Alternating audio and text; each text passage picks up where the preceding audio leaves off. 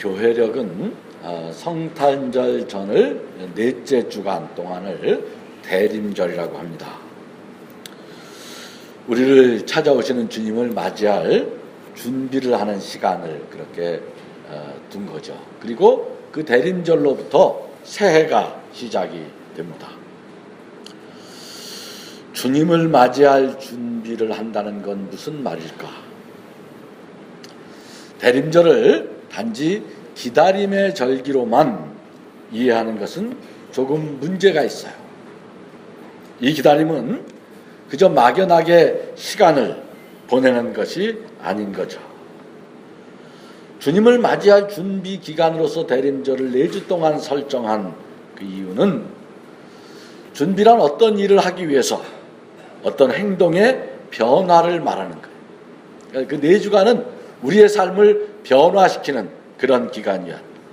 학교 가려면 우리가 가방도 챙기고 무슨 교복도 입고 그렇게 하지 않습니까? 등산 가려면 등산을 갈 준비를 해. 학교 가서 수업을 받기 위해서 내가 흐트러진 마음과 어떤 자세를 가다듬는 시기가 우리가 학교 준비라고 한다면 이 대림절은 주님을 맞이할 준비를 하는 내 행동의 변화를 말하는 거예요. 영어로 어드벤트라고 하죠. 어드벤트라고 하지 않습니까? 대림절을 대문자로 써요. 이 어드벤트는 또 대문자로 쓰는데 이 말은 어드벤투스라고 하는 라틴어에서 온 말인데 여기서 파생된 말이 참 많아요. 우리가 원래는 이 도착한다, arrival 할 때 도착한다는 의미입니다만 그 뜻과 함께 앞으로 나아간다, 어드밴스, 진보 이런 뜻이 있죠. 앞으로 나아간다. 그리고 어드벤처, 모험 그런 뜻도 이 속에 다 담겨져 있는 말이에요. 대림절은 단순히 아기 예수를 이 땅에 오신 것을 기다리는 그런 뜻이 아니라 주님이 오시는 이 새로운 세상의 변화 앞에서 세계가 본질적인 변화를 하고 있는데 그 변화, 새로운 세상이 열림에 대해서 적극적으로 내 삶을 전진시키고 또 내가 모험적으로 내 삶의 변화를 이루어내는 절기가 대림절이다. 그런 뜻이겠죠. 앉아서 기다리는 것이 아니라, 그래서 이 대림절은 앉아서 기다리는 절기가 아니라 주님을 맞이하기 위해서 자기 혁신과 변화를 감행해야 하는 시간인 거예요. 진짜 오시는 주님을 맞이하려면 오늘 내가 바뀌어져야 한다는 것, 내 삶을 어떻게든 바꾸어내야 한다는 것, 이것이 바로 대림절의 원뜻인 것이죠. 그래서 오늘 성경은 이 준비를 위해서, 예수님이 오시는 그 준비를 위해서 선구자로서 세례 요한을 소개하고 있는 것입니다. 세례 요한이 오늘 우리에게 주시는 말씀은 그리스도가 오시는 것을 우리가 맞기 위해서 우리가 어떤 변화를 이루어내야 하느냐, 참으로 그냥 무슨 착한 사람이 되라 이런 얘기하는 게 아니라 우리가 진정으로 그리스도를 맞이하기 위해서 우리가 이룩해내야 할 변화는 어떤 것이어야 하는가 하는 것을 오늘 성경이 무시무시한 말로 우리에게 선언하고 있는 거죠. 이렇게 말해요. 독사의 자식들아, 누가 너에게 닥쳐올 진노를 피하라고 일러주더냐. 회개에 알맞는 열매를 맺어라. 너희는 속으로 아브라함은 우리의 조상이다 하고 말하지 말아라. 내가 너에게 말한다. 하나님께서는 이 돌들로도 아브라함의 자손을 만들 수 있다. 이 세례 요한의 발언이 이게 굉장히 폭발적인 반응을 일으켜요. 그 시대 사람들이 오늘 그 뒤에 보면 누가 나옵니까? 그 세례 요한이 그렇게 외치는데 나온 게 3가지 종류의 사례 나오는데 그 왜 그렇게 썼는지는 모르겠어요. 무리, 그 다음에 세리, 군인 이런 사람들이 다 나왔다 그래. 그러니까 무리라고 하면 되는데 거기 세리와 군인을 그 속에 따로 띄어서 말하는 무슨 까닭이 있겠죠. 그 폭발적인 어떤 반향을 일으키는데 그런 까닭은 그의 발언이 대단히 과격하게 들리지 않습니까? 독사의 자식들아 이렇게 말하는 거 보면, 그런데 그 말의 그 과격성에 있는 것이 아니라 그 말 속에 당시의 모든 상식, 당시의 모든 가지고 있던 사람들의 어떤 믿음을 송두리째 뒤집어 버리는 내용이 담겨져 있기 때문에 그래요. 이 얘기의 가장 핵심적인 얘기는 8절이에요. 8절. 자, 우리 8절 한번 같이 읽어보겠습니다. 8절이 무슨 말인지 8절을 한번 같이 읽어보겠습니다. 회개에 알맞는 열매를 맺어라. 너희는 속으로 아브라함은 우리의 조상이다 하고 말하지 말아라. 내가 너희에게 말한다. 하나님께서는 이 돌들로도 아브라함의 자손을 만들 수 있다.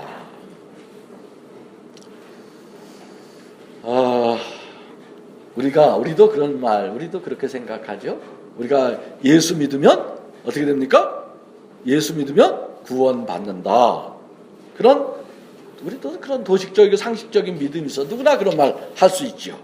그런데 어떤 사람이 예수 믿어도 구원은 없다. 그게 무슨 불교 믿는 사람이거나 어떤 신앙이 없는 사람이 말하는 것이 아니라 어느 유명한 목사님이 그렇게 말했다면 그건 큰 문제가 되지 않겠어요? 진짜 굉장한 난리가 나겠죠.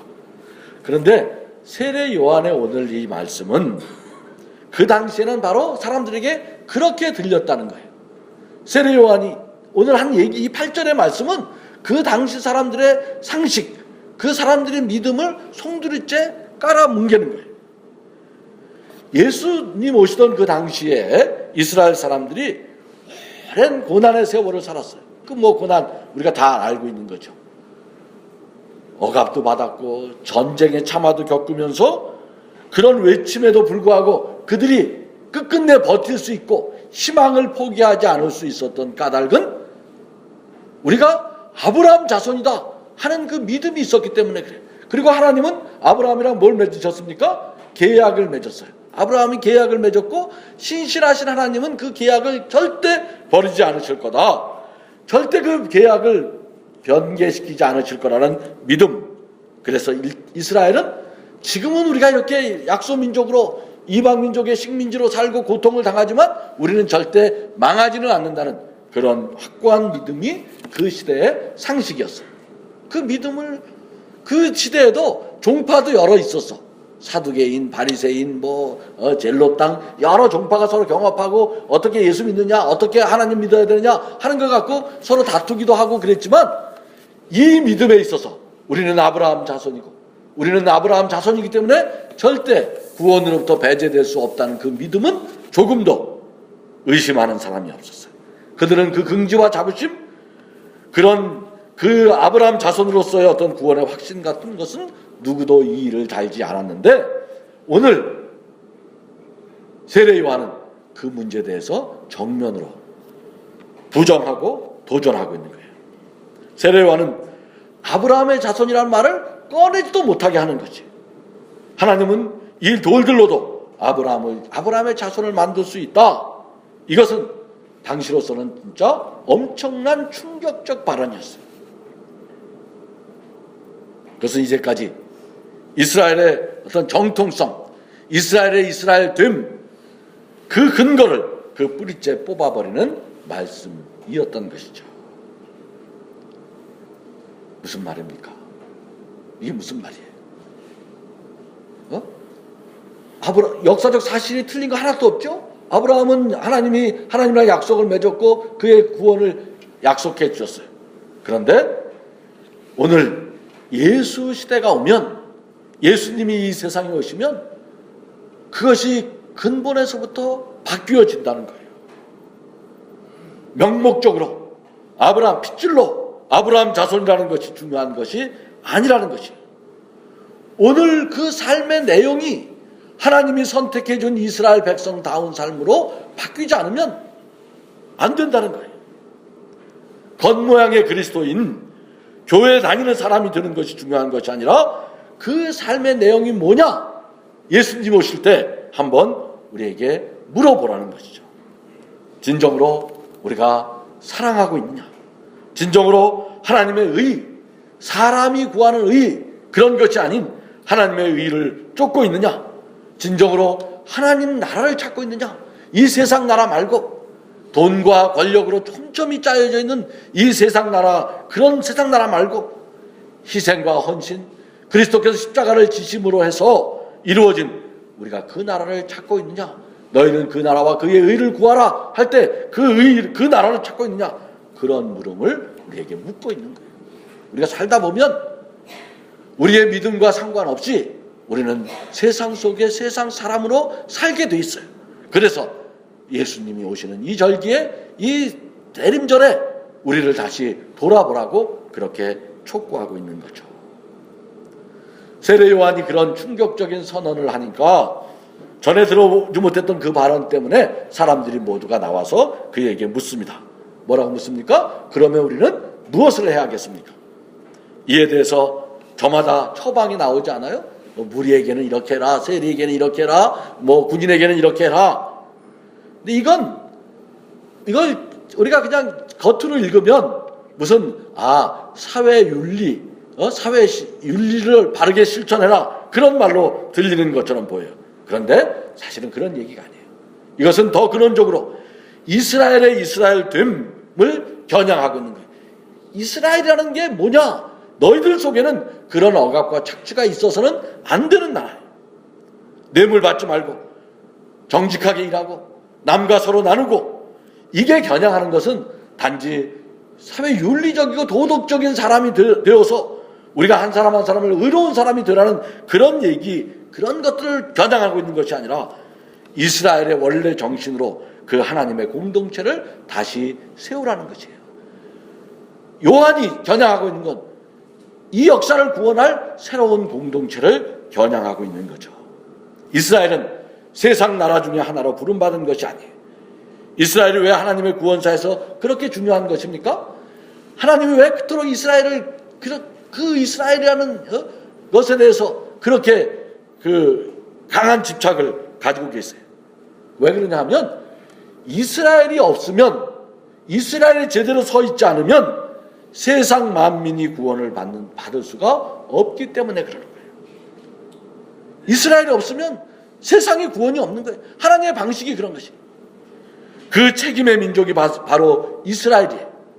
그게 바로 이스라엘의 선민이라는 뜻이에요. 이스라엘을 하나님이 선택한 것은 그걸 도구로 해서 그 이스라엘이 비치는 빛을 통해서 세상 사람들이 복을 받게, 세상 사람들이 구원을 받도록 그렇게 만들었던 나라죠.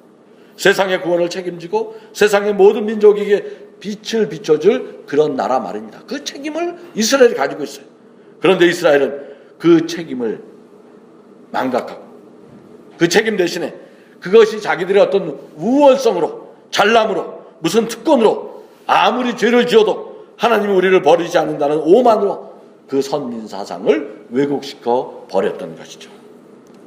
오늘 세례 요한은 바로 그 점을 질타하고 있는 것이에요.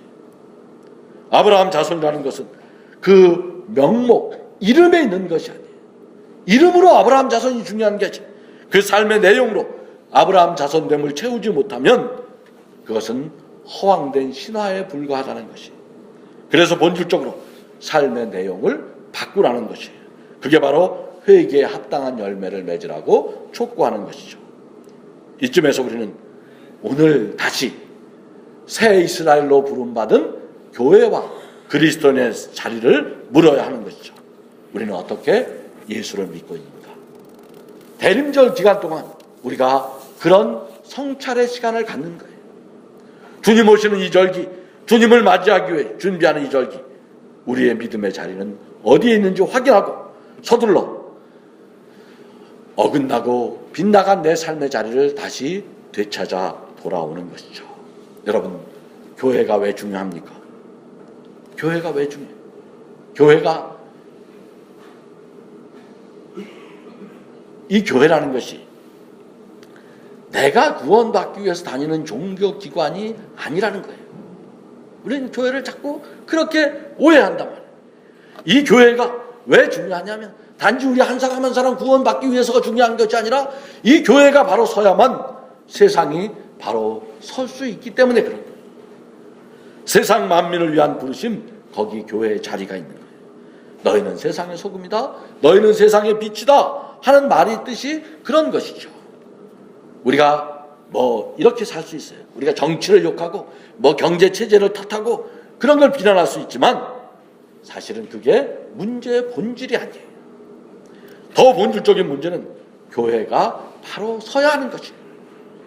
이스라엘의 이스라엘 됨 없는 곳에 세상의 구원이 없듯이 교회가 바로 서지 않고서는 세상의 짠맛은 존재할 수 없고 세상의 빛은 비춰오지 않는다는 것이 성서 사유의 본질적인 내용입니다. 성서가 왜 이렇게 두꺼운 책으로 길게 이스라엘 역사를 기록하고 왜 이렇게 두껍게 교회의 삶에 대해서 설명하는가? 예수 믿고 그냥 구원받아라 그러면 되는 거지. 그런 내용이 아닌 것이죠. 교회가 바로 서지 못하면 정치도 경제도 바로 설 수가 없는 것이에요. 그래서 이게 시급한데 이게 중요한 것입니다. 새 희망의 공동체로서 역사의 빛을 비춰줄 대한 공동체로서 교회가 어디 서 있는가? 그 공동체를 교회가 세우기 전 세례 요한은 바로 아브라함 자손이라고 총칭하는 그 공동체를 문제 삼고 있는 것이죠. 그래서 하나님은 우리를 교회로 부르신 것입니다. 우리를 통해 세상을 구원할 계획 속에서 우리같이 못나고 부족한 사람들 불러주신 것이에요. 이게 우리같이 여러 가지 약점과 허물, 완전하지도 못한 사람들을 불러서 교회를 이루게 하신 이 은혜가 크고 신비한 것이 아니겠습니까? 주님의 오심을 기다리면서 우리가 해야 할 것은 바로 이 부르심의 뜻에 맞게 우리 각자의 삶을 변화시키는 것이. 내 믿음의 자리에서 내가 할 변화는 무엇입니까? 우리 교회가 더 온전한 그리스도의 몸을 이루기 위해 내가 바뀌어야 할 것은 무엇입니까? 우리 주일학교 아이들 아까 얘기하는 거 보니까 손님 맞으려면 뭘 합니까? 대청소를 한다 그래요. 손님 맞으려면 대청소를 해. 오시는 아기를 맞이하려면 내 영혼의 대청소 기간이 필요하다. 그게 이 대림절 기간이 아닙니까? 오시는 주님을 맞이하기 위해 내 삶을 더 깊은 곳에서 돌아보고 이 새롭게 변화하는 그리스도의 질서, 새롭게 도래하는 그리스도의 질서 앞에서 스스로 깊은 곳으로부터 새로워지는 그런 대림절을 맞는 우리 모두가 되기를 바랍니다. 내 변화 속에서 하나님은 새로운 일을 우리를 통해 이룩해 가실 것입니다.